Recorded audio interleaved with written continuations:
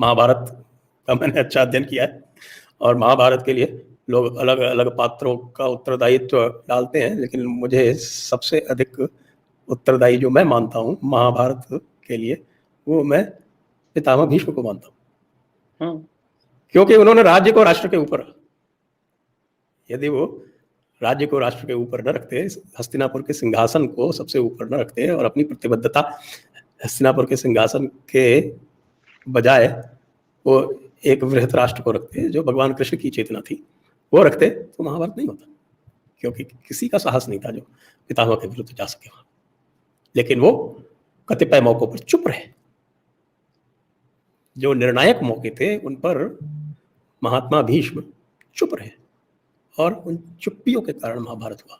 ये तो सौभाग्य था पांडवों का कि उनके पास कृष्ण जैसा नेतृत्व था, तो वो निकल गए, वरना उनके पास भी लचर नेतृत्व होता तो वो हारते और दुर्योधन की जीत होती। वो दुर्योधन तो बिल्कुल स्पष्ट था, उसका कहना था तुम कुछ भी करो, मुझे तो लड़ना है तुमसे।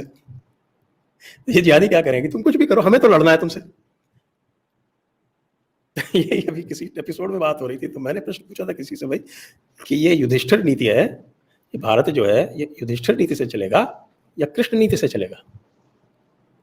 अगर यह समझ में आ जाए नेतृत्व के कि ये देश जो है और जो देश के समक्ष चुनौतियां हैं, उनके परिप्रेक्ष्य में देश कृष्ण नीति से चलेगा, युधिष्ठिर नीति से नहीं चलेगा। गांधी आज के युग में अप्रासंगिक हैं। आप ये कह सकते हैं साध्वी प्रज्ञा को कि आपने बड़ा अपमान किया, मैं आपको कभी हृदय से माफ नहीं कर पाऊंगा।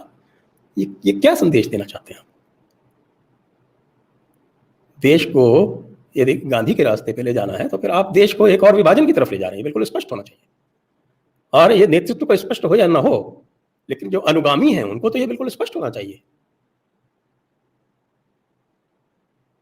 तो मैं ये कहूंगा कि हे भाजपा के नेतृत्व वीरों, आप ना हमसे पूछो, ना एक से पूछो, ना वाई से पूछो, जिसको आपने कल मुख्यमंत्री बनाया उसको पूछो कि उसने असम को कैसे बचाया। और यदि उसकी बातों पे यदि आप उनका अनुगमन कर सकते हैं तो बंगाल भी बच जाएगा। और मुझे नहीं लगता कि भाई आपकी पार्टी का सदस्य है, आपकी पार्टी का बाहर से आया हुआ है, उसको भी ये देखा गया है विशेष रूप से कि भाजपा बाहर वालों को इतना महत्व नहीं देती, लेकिन आपने दिया है तो कुछ तो उसमें कुछ विशेष होगा। उस विशेष का आप उपयोग करें ना, उसी को रणनीतिकार बना दे बंगाल के लिए। ये ढुलमुल रवैया तो ना चलेगा कि साहब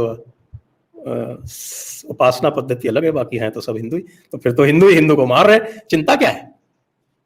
फिर क्यों कह रहे हो कि साहब कि हिंदुओं के साथ अत्याचार हो रहा है? क्योंकि जो मार रहे हैं वो भी हिंदू हैं आपकी परिभाषा के अनुसार।